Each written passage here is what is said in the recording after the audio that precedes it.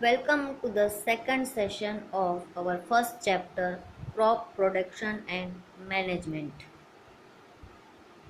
Standard 8, Science and Technology. So children, in the last session, we saw some of the agricultural practices used in the field. अब ये सब agricultural practices को हम detail में पढ़ेंगे। तो सबसे पहले preparation of soil. So the preparation of soil is the first step before growing a crop. Crop को उगाने से पहले सॉइल को प्रिपेयर करना बहुत ज़रूरी होता है। उसके लिए सॉइल को अप एंड डाउन करके उसको लूज किया जाता है। The soil is turn up and down and it is loosen it. Loose होने से क्या होता है? The roots penetrate deep into the soil. तो जो प्लांट्स के जो रूट होते हैं वो सॉइल में डीप तक जा सकते हैं। And this also allows the root to breathe easily even when they go deep into the soil. जो रूट्स बहुत अंदर तक जाते हैं वो गहराई तक जाकर भी वहाँ इजीली ब्रीथ कर सकते हैं। उसके लिए सॉइल को लूज होना बहुत ज़रूरी होता है। इसके अलावा the earthworms and microbes are present in the soil. These organisms are the friends of the farmer since they further turn the soil and loosen it and add humus to it. जो earthworm और microbes होते हैं वो soil को humus add करके और भी loose करते हैं और फर्टाइल करते हैं। So you have learned in the previous classes that soil contains minerals, water, air and some living organisms. Soil में ये सभी चीज़ें मौजूद होती है। In addition, dead plants and animals also get decomposed by soil organisms. इसमें जो dead plants और animals है वो भी decompose हो जाते हैं। And in this way, various nutrients held in the dead organisms are released back into the soil.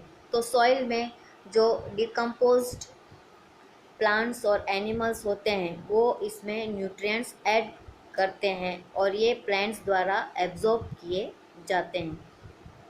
Since only a few centimeters of top layer of soil supports plant growth, turning and losing of soil brings the nutrient-rich soil to the top so that plants can use these nutrients. तो कुछ centimetre तक का soil का जो layer होता है वो ही plant growth के लिए बेस्ट होता है। तो अगर हम इसे टर्न किए या लूज किए तो ये न्यूट्रिएंट्स रिच सॉइल जो है वो टॉप लेयर में आ सकता है और प्लांट्स को आसानी से न्यूट्रिएंट्स मिल सकते हैं। So the process of loosening and turning the soil is called tilling and ploughing. ये प्रोसेस को हम टिलिंग और प्लोइंग कहेंगे। और टिलिंग और प्लोइंग करने के लिए हमें प्लो की ज़रूरत पड़ेगी। Ploughs are made of wood और आयरन। ये एक इम्प्लीमेंट है, इक्विपमेंट है या एक साधन है जिससे हम प्लोइंग कर सकते हैं। If the soil is very dry it may need watering before ploughing. Soil को वाटर डाल के उसको थोड़ा गीला किया जाता है, उसके बाद टिलिंग की जाती है। अगर सॉइल ड्राई है तो द प्लॉड फील्ड में have big pieces of soil called crumbs. Soil के बड़े बड़े पीसेस होते हैं जिसको क्रम्स कहते हैं, उसको ब्रेक करना बहुत ज़रूरी है। And the field is levelled for sowing. पूरे फील्ड को एक ही लेवल में लाया जाता है ताकि सॉइल को अच्छे से हम लेवल कर सकें और उसमें हम कुछ भी कल्टीवेट कर सकें। एक इम्प्लीमेंट है जिसको हम कहेंगे लेवलर। लेवलर से भी सॉइल लेवल किया जाता है। So some of the agricultural implements are plough and hoe. यहाँ पे हम प्लो देख सकते हैं, ये फार्मर प्लोइंग कर रहा है और ये जो आपको बड़ी लकड़ी दिखाई देती है दैट इज़ द बीम। और ये बीम पर प्लो इस तरह से अटैच किया जाता है। ये प्लो में प्लो शाफ्ट होता है, this is called plough shaft and plough share. फिर दो बुलक की मदद से ये फार्मर प्लो बुलक के नेक पर डालकर प्लोइंग कर सकता है। सो ये प्लो जो है वो एंशियंट, ये ट्रेडिशनल मेथड है। So removing the weed, scraping of soil, adding fertilisers, ये सब प्लो से हो सकता है। This implement is made of wood and is drawn by a pair of bulls और other animals. The next implement is hoe. It is a simple tool which is used for removing weeds. ये जो implement है, जो साधन है, उससे unwanted plants, जिसको हम वीड्स कहेंगे, वो निकल सकते हैं और सॉइल लूज हो सकता है। It has a very long rod of wood और आयरन। लकड़ी या आयरन का बहुत बड़ा रॉड होता है और इसमें एक बेंड प्लेट होती है। Plate of iron is fixed in one of its ends. यहाँ आप देख सकते हो, दिस इज कॉल्ड एज हो। It consist of a handle, a bend plate. ये शार्प प्लेट होती है और इस तरह से बीम दिया जाता है जो रॉड के ऊपर अटैच होता है। Then next implement is cultivator. You can see the figure of cultivator here. Nowadays plowing is done by tractor driven cultivator. आजकल बुलक्स की मदद नहीं लेते हैं, लेकिन फास्ट प्लोइंग करने के लिए ट्रैक्टर की मदद लेते हैं, जिसमें ये कल्टीवेटर फिक्स किया जाता है। इसमें टाइम एंड लेबर दोनों बचते हैं। It saves time as well as labor. Then 1.4 subtopic, that is sowing. This is another agricultural practice which is called as sowing, यानी बीज बोना। अभी हमने क्रॉप कल्टीवेट करने के लिए सॉइल को प्रिपेयर कर दिया। प्रिपेयर करने के बाद अब हम इसमें बीज डालेंगे। So this process is called sowing. Sowing is the most important part of crop production. Before sowing good quality seeds are selected. लेकिन इसके लिए हमें अच्छी क्वालिटी के सीड्स को पहले सिलेक्ट करना पड़ेगा। We want healthy seeds and seeds of good variety. So farmers prefer to use seeds which give high yield. जिसमें बहुत ज़्यादा क्रॉप का प्रोडक्शन होता है, फार्मर्स ऐसे ही सीड्स सिलेक्ट करते हैं। So before sowing, one of the important tasks is to know about the tools used for sowing the seeds. So tools जिससे सोइंग होती है, ऐसे टूल्स के बारे में जानना जरूरी है। एक ट्रेडिशनल टूल्स है। The tool use for traditionally for sowing seeds is shape like a funnel. यहाँ पे आप देख सकते हो फनल शेप का एक टूल है जिसमें हम सीड्स डालेंगे और इस तरह से बुलक की मदद से पूरे फील्ड में सीड्स को सोव करने के लिए यूज करेंगे। The seeds are filled into the funnel, passed down through the 2 or 3 pipes which have sharp ends. These ends pierce into the soil and place seeds there. तो इस तरह से soil के अंदर seeds आ जाते हैं। The next implement is a seed drill. Nowadays the seed drill is used. ये नया implement है जो seeds sow करने के लिए ट्रैक्टर की मदद ली जाती है। This tool shows the seeds uniformly eight proper distances and depth. यहाँ पे प्रॉपर डिस्टेंस और प्रॉपर डेप्थ होता है जिससे सीड्स सॉइल के अंदर ठीक से पेनिट्रेट हो जाते हैं, अंदर चले जाते हैं। It ensures that the seeds get covered by soil after sowing. इसमें सीड्स सो होने के बाद ऊपर मिट्टी से कवर हो जाता है। This prevents damage cause by birds. अगर बर्ड्स या किसी कारण से सीड्स को डैमेज हो तो उससे ये बच सकता है। Sowing by using a seed drill saves time and labour. Since this is a new implement, इससे टाइम और मेहनत दोनों बचेंगे। Now the third agriculture practices adding manure and fertilizers. So, water, manure, and fertilizers, the substances which are added to the soil in the form of nutrients for the healthy growth of plants are called manure and fertilizers. Plant के growth के लिए nutrients के अलावा extra nutrients या ऐसी चीज़ों की ज़रूरत होती है जिससे उसका ग्रोथ अच्छे से हो सके, इसको हम मैन्योर या फर्टिलाइजर्स कहेंगे.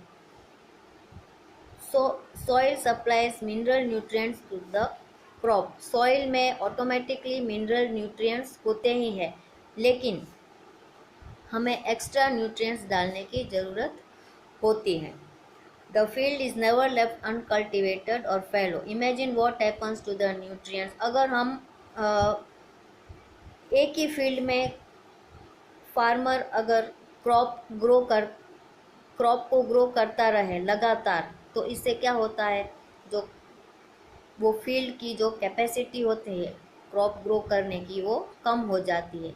इसीलिए हमें एक्स्ट्रा न्यूट्रिएंट्स की ज़रूरत होती है.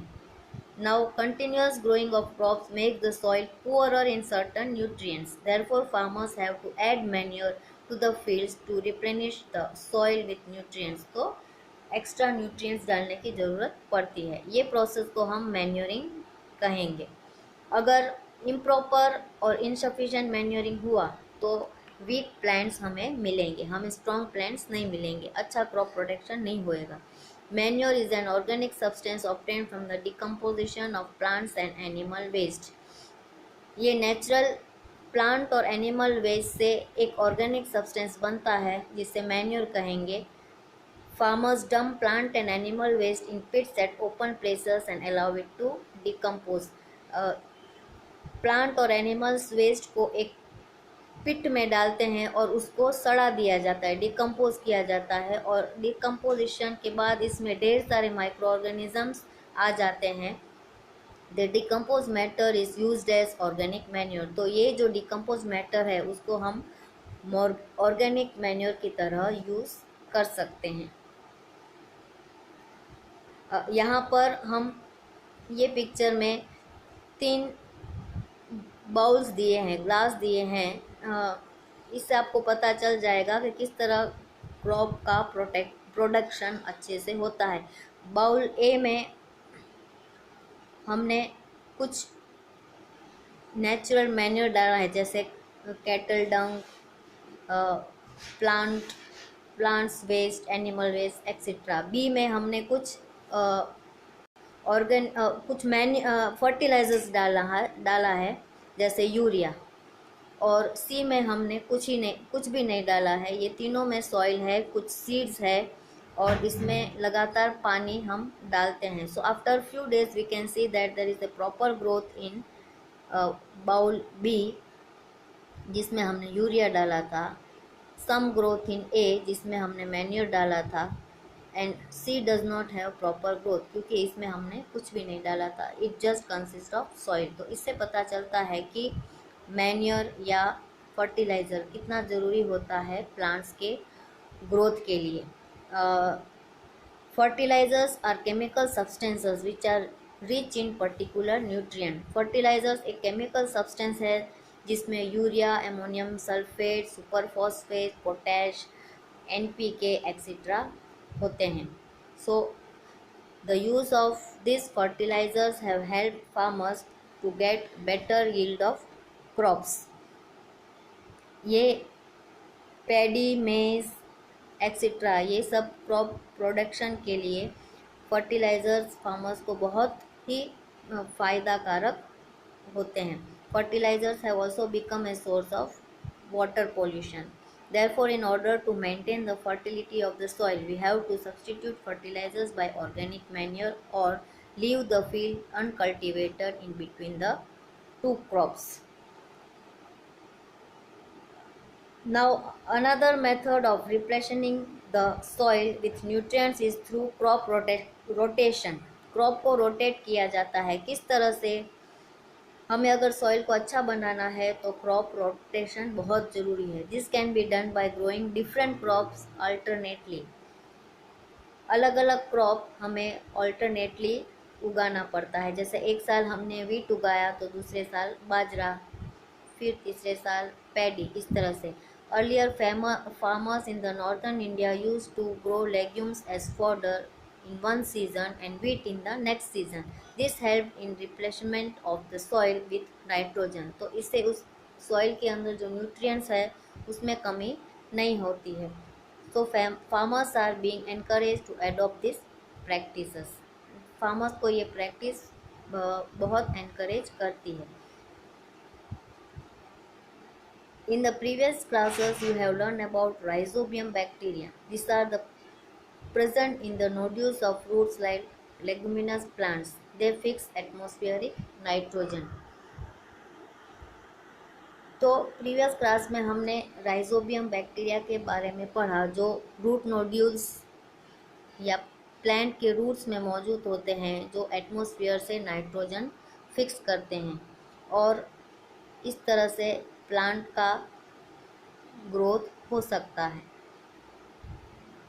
यहाँ पे एक कॉलम है जिसमें फर्टिलाइज़र और मैन्योर में डिफरेंस दिया है। Fertiliser is an inorganic salt whereas manure is natural substance. Is it fertilizer is prepared in factories whereas manure is prepared in the fields. Fertilizers do not provide humus to the soil क्योंकि ये chemical substance है, whereas manure can provide lot of humus. Fertilizers are very rich in nitrogens like nitrogen, phosphorus and potassium, that is NPK. Manure is relatively less in plant nutrients. Now these are the advantages of manure. It enhances the water holding capacity of soil. Soil की जो water holding capacity है वो बढ़ती है. Then the exchange of gases in the soil becomes easy क्योंकि soil उसमें porous बन जाता है. Then it increases the number of friendly microbes. बहुत सारे microbes इसमें increase होते हैं and it improves the texture of the soil. Soil का texture improve होता है, उसकी quality improve होती है. So our next subtopic 1.6 we will continue in another session. So